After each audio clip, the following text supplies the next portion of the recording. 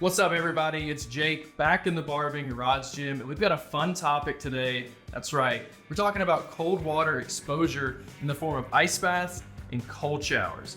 What are the similarities? What are the differences? What are the pros and cons of each? And is one inherently better than the other?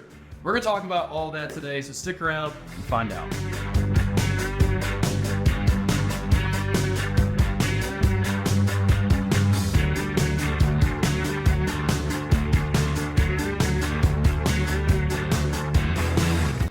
Now, before I do any of that, I just want to make sure you guys know that we do in fact have an article that pairs with this video.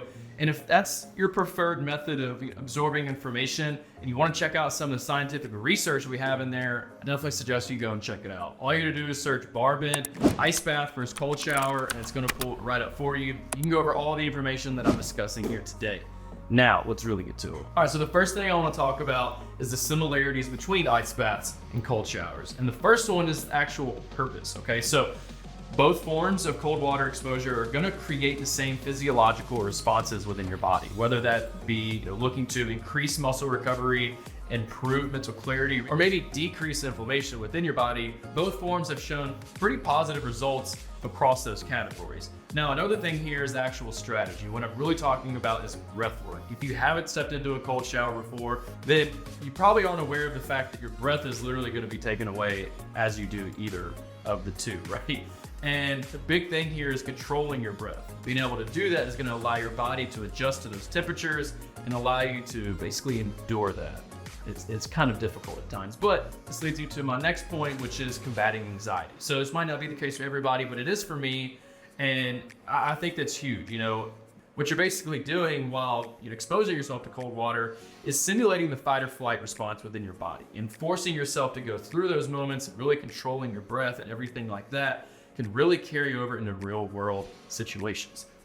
Remember guys, I'm not a doctor, so definitely don't take this as medical advice. If you're going to add cold water exposure into your routine, into your daily life, whatever it may be, definitely speak to your healthcare professional before you do so. Another thing here is actual immunity response. There's been some studies shown that exposing yourself to cold water can actually assist you in that regard. Now, when it comes to the main differences, the first one is kind of a no-brainer in my opinion, maybe not for everybody. To me it is, it's the actual temperature of the water. So most shower faucets are only going to be around 55 degrees, while with an ice bath, you're looking at anywhere from 40 to 45 degrees, unless of course you go and purchase a fancy cold plunge that has a chiller on the side of the tub that can get the water down to 36 degrees, or maybe you live up north somewhere where it gets really cold. During those cold winter months, that water is likely to freeze outside, and then of course it's going to be colder than 40 degrees. So that's the first difference right there. Next, we got to talk about positioning of your body and the water activity. So generally speaking,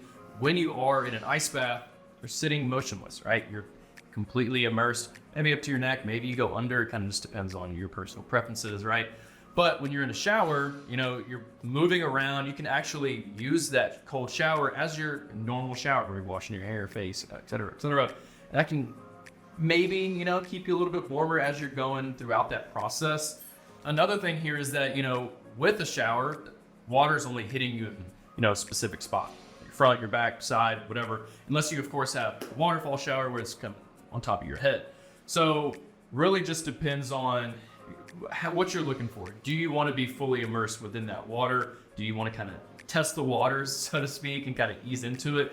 Cold showers are probably going to be the way to go for beginners, anybody looking to start doing this. Then over time, you can really go hardcore, I guess you could say, by diving into an actual ice bath or a cold plunge.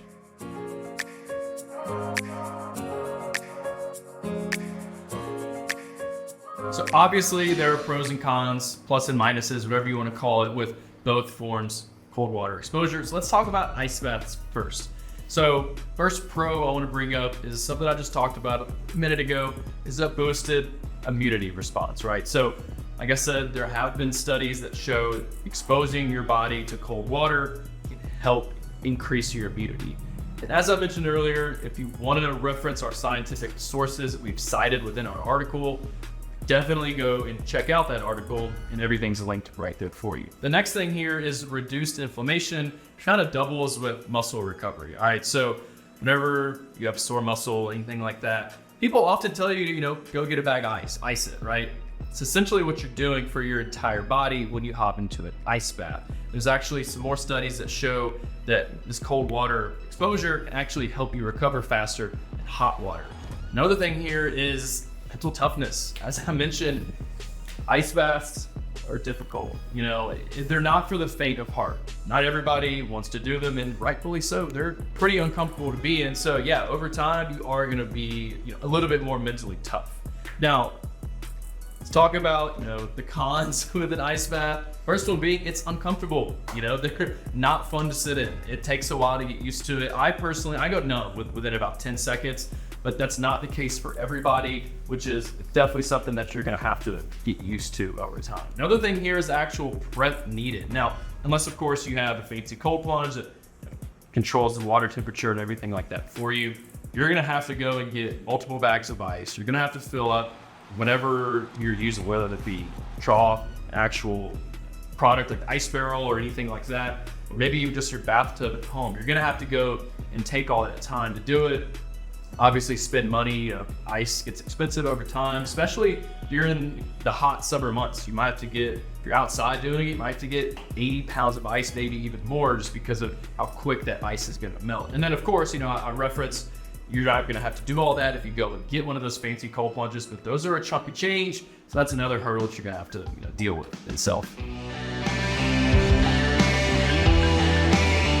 Okay, so let's transition to cold showers. And the biggest pro, something I've talked about already, is immunity. So there's a study done, once again, this is linked within our article. There was a study done that showed, individuals who took cold showers for 90 days, 30% less likely to take a sick day as opposed to those who showered at normal temperatures. And then of course, it's gonna help you with combating anxiety and other mental health struggles that you may be dealing with. Heart rate recovery is another thing. So there's another study that's linked in our article that showed trained cyclists who took cold showers immediately after their workouts actually saw their heart rate decrease at twice the rate as those who did not. So that's something that's really interesting right there. And then another thing here is that there's no preparation needed at all. You just turn the water on, hop in the shower, and you're good to go. And then of course, this can work. You can use it, whatever, as your daily shower, and that's a really nice thing as well. With the cons, it is still uncomfortable. Yeah, the water is not as cold. Once again, 55 degrees as opposed to 40, maybe even colder than that. So you definitely have limited water temperature controls, another thing with the cons, but yeah, it's gonna be uncomfortable. You're still gonna have to become accustomed to it, focus on your breathing technique and all of that stuff. And then lastly, unless of course, once again, you have a waterfall shower, there's inconsistency regarding the actual exposure of your body to the cold temperatures. So these are things that you're gonna have to work around, but it's easy to do so.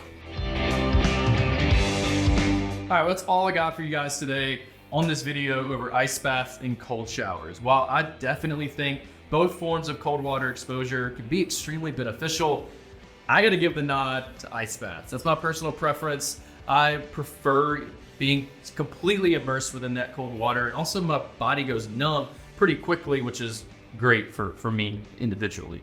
However, I definitely understand how intimidating it could be looking at an ice bath and actually hopping into one. So, if you're new to this and maybe you're just wanting to, test the waters, so to speak, I definitely recommend starting with a cold shower and kind of easing in before you make that plunge and hop into an ice bath. Thanks for hanging out with me, y'all. I hope this video was really helpful. I hope I was able to tell you everything there is to know about the two different styles of cold water exposure and just kind of steer you in the right direction. As always, stay posted for my next video, but for now, head over to BarBend.com because, as I mentioned, we have a full detailed article that pairs with this video. All you gotta do is search BarBend ice bath versus cold showers. It's gonna pull right up for you. You can go over all the scientific studies and everything else I talked about here today. I'll catch y'all next time.